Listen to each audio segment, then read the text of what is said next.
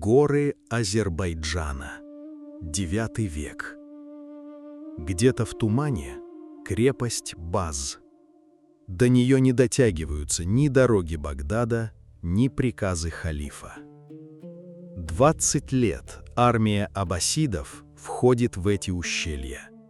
Она берет тропы, сжигает лагеря, строит опорные пункты. А потом гора закрывается облаками, и война начинается снова. По ту сторону тумана живет человек, которого хроники назовут Бабеком Хорамдином. Это история не о крепости, которую нельзя взять. Это история о том, почему целая империя так долго не могла ее сломить.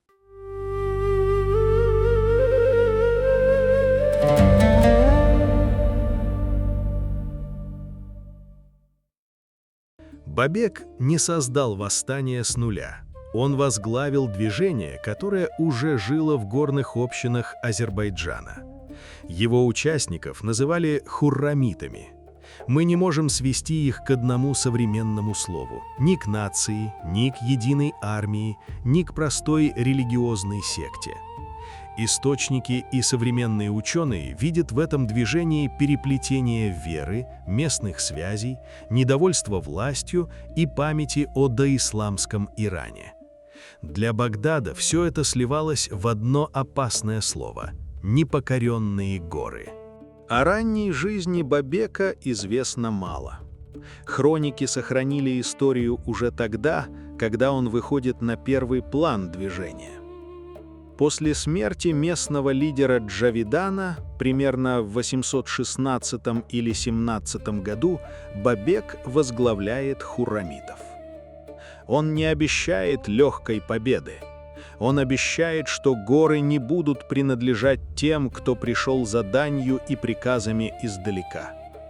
Так локальное движение обретает лидера, и империя получает войну, которая затянется на 2 десятилетия.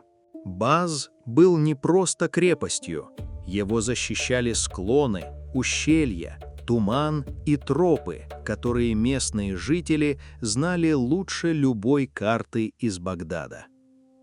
На открытом поле халифат мог собрать большую армию, но в горах число перестает быть решающим.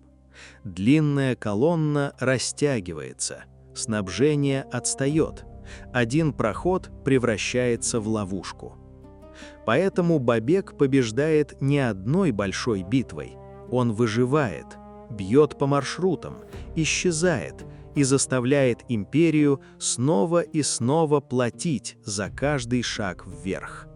Год за годом Багдад отправляет в горы новых полководцев. Одни гибнут, другие отступают, третьи возвращаются без решающей победы. Средневековые хроники любят огромные цифры. Мы не будем их повторять. Достаточно того, что компания пожирает деньги, людей и внимание двора. Каждое поражение говорит соседним землям одно и то же. Аббасидская власть велика, но не всесильна. И чем дольше живет Баз, тем больше Бабек превращается из местного лидера в проблему всей империи. В 833 году умирает халиф Аль-Мамун. В Багдаде меняется власть. В горах не меняется почти ничего. Новый халиф Аль-Мутасим наследует не только трон, он наследует войну, которая уже слишком дорога, чтобы от нее отказаться. Но теперь против Бабека отправят не очередной поход. Теперь империя найдет человека, который будет воевать так же терпеливо, как сами горы.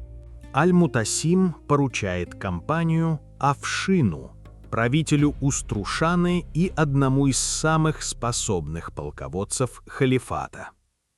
Афшин не пытается взять Баз одним броском. Он прокладывает снабжение, укрепляет дороги, ставит гарнизоны и постепенно отрезает горный мир Бабека от внешних связей.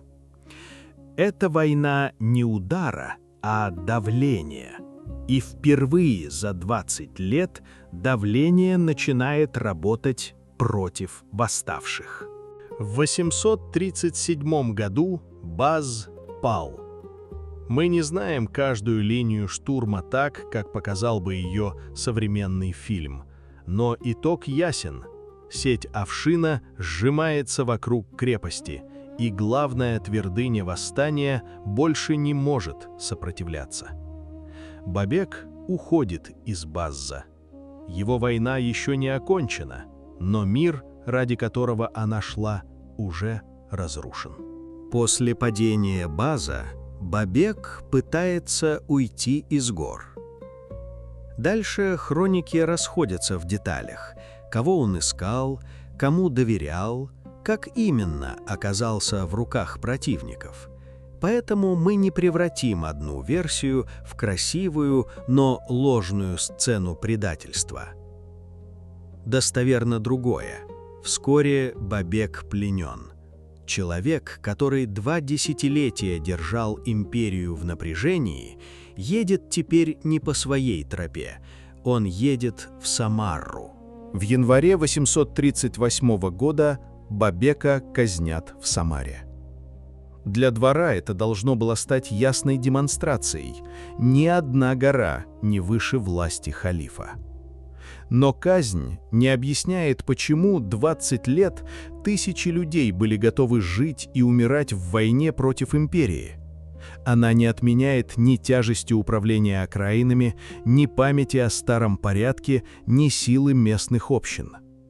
Халифат выиграл финальную сцену, но вопрос, который поднял Бабек, остался. Восстание Бабека было подавлено, но оно показало цену, которую халифат платил за власть над огромной и очень разной страной. Горы Азербайджана и болота Южного Ирака разделяют тысячи километров, но несколько десятилетий спустя империя снова столкнется с восстанием, которое поначалу покажется далеким и управляемым. Там не будет горных крепостей, там будут каналы, тростник и белая соль. И это будет восстание Зинджей.